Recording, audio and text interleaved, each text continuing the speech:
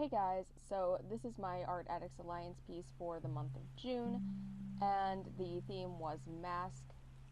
And before I get into anything about the piece itself, I would like to welcome our newest member, Art and Vlog, or Art and Vlogs, I'm not sure which it is, but I will have her channel linked down in the description, as well as all of the other members and the Facebook page and the poll, which will be ending on Friday because, like I said, I'm a little bit late with my video. So this piece ended up taking longer than I anticipated, which is why it's a little bit late. Like, I only had it partially painted on the day that it was supposed to be going up. So whenever I heard the theme, I wasn't quite sure what I was going to do. I originally had a very different idea in mind. My first thumbnail that I did was of like this girl with a fox mask surrounded by foxes. Like, you know how people do the whole like raised by wolves thing? Well, I was thinking like this girl raised by foxes, and she would have like a fox mask, and I don't know. And I also had a different idea that was supposed to be a little bit weirder, that was kind of based on some other sketches that I've been doing in my sketchbook, which I'm not even going to try to explain because it wouldn't make any sense anyway.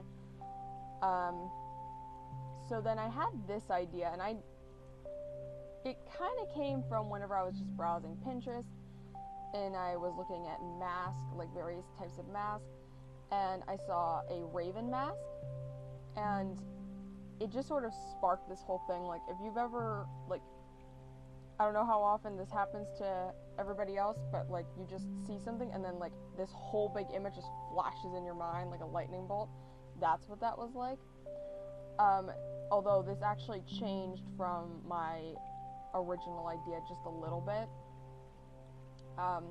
The story that was in my head for the original image was there was going to be like this warrior lady, and there would be two other warrior guys on each side of her, and then there would be this young girl who obviously just fell into this world, and there was going to be like a book on the ground, like she herself had magically transported to this world.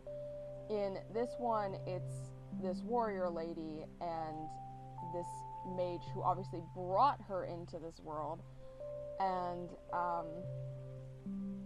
like she's like some kind of savior thing. Like, the warrior lady brought this, like, and the town is under siege or something, like that's why there's all the smoke everywhere, like there's a bit of a war going on in the distance. This warrior brought this mage to this area to bring in this savior, and it turns out to be like this young girl, and this warrior is like, is this really it? So that's how it kind of changed. The original, it was going to be more like she fell in there, and then maybe even these warrior people were not exactly friendly, but in this case they're on our side, I guess. So that was my idea. I think it comes from how much I like that, like, falling into magical world stuff, like especially things like Narnia. Like, Narnia is a very big part of my childhood and one of my favorite movies. I used to watch it all the time,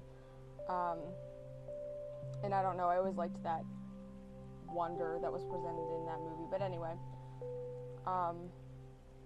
so there was that, and the biggest struggle was the perspective and getting everything to work out, and even then it still isn't right. Like, if you're looking at it, you can probably tell right away there's a lot of things that aren't quite correct, even though I tried really hard. I made a lot of sketches for this and tried to work out like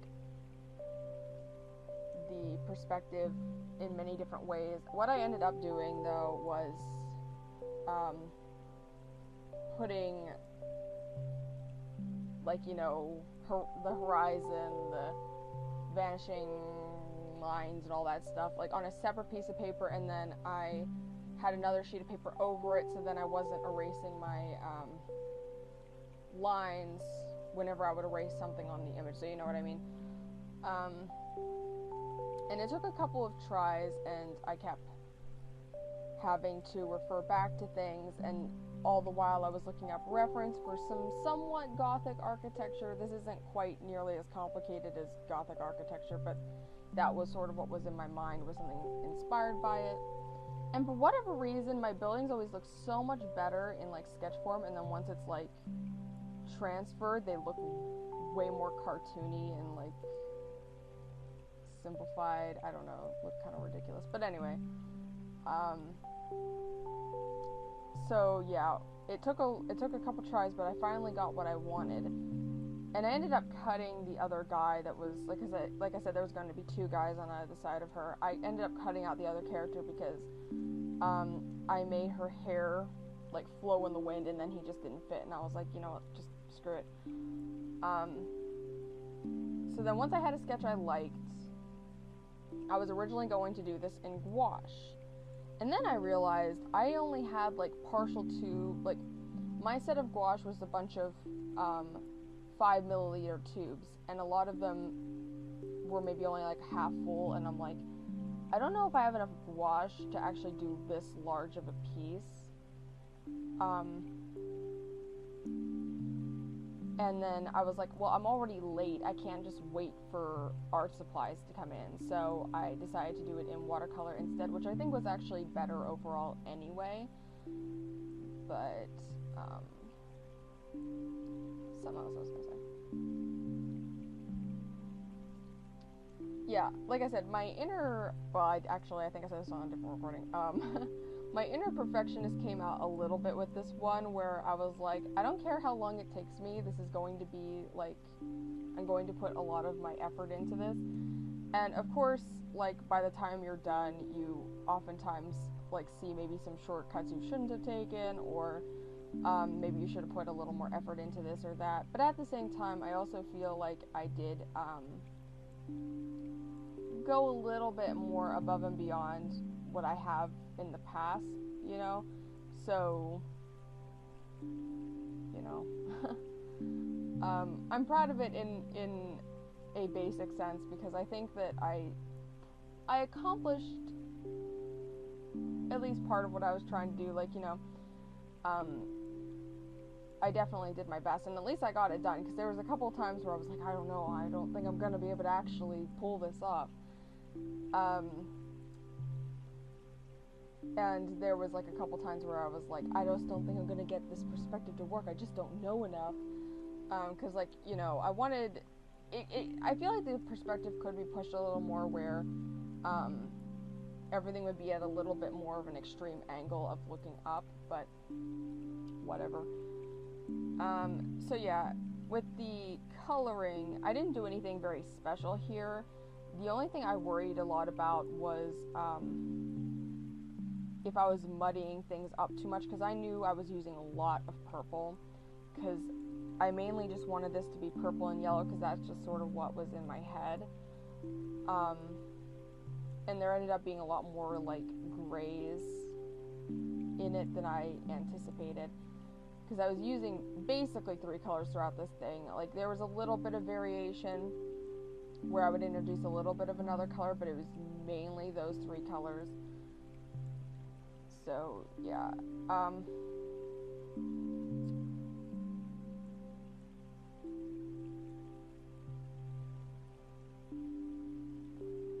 and there, like, whenever I did a lot of my cleanup at the end, and this is something I feel like I could have done with my Yako and Amaret illustration that I did not too long ago, where